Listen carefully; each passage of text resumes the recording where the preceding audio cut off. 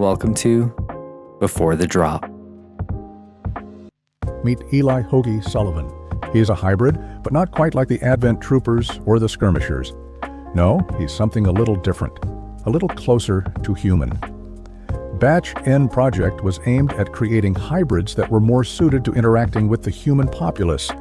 It succeeded in some aspects, but failed in many others.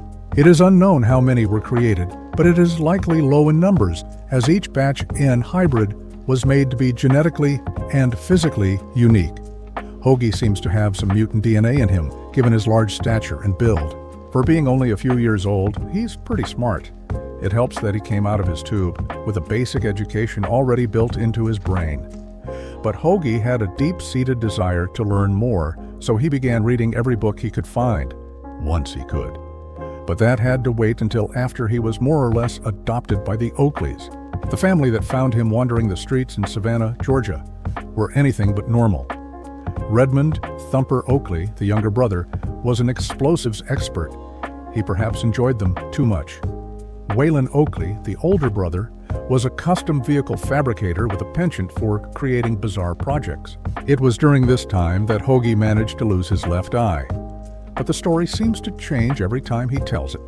Gotta keep people guessing. With his new family, he started to develop his own personality and general lack of regard for the Advent administration.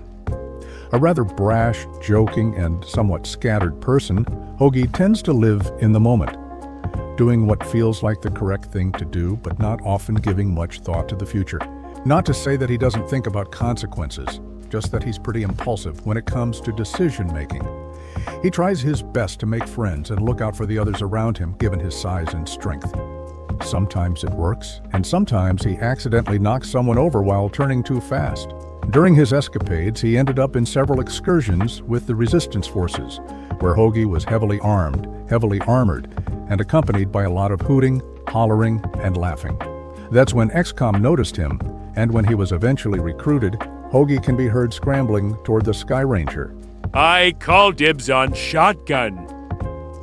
It all starts with a story. How will yours unfold?